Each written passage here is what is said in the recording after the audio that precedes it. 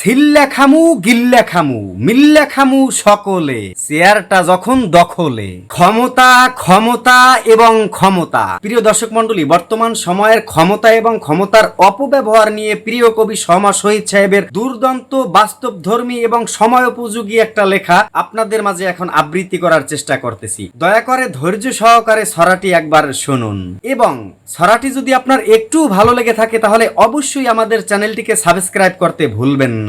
ছিল্লা খামু গিল্লা খামু মিল্লা খামু সকলে, চেয়ারটা যখন দখলে। ঘাইটটা খামু চাইটটা খামু হাইটটা খামু রাস্তায়, মনের দৃঢ় আস্থায়। ঠাইসা খামু ভাইসা খামু আইসা খামু বারবার, খাওয়াই এখন কারবার।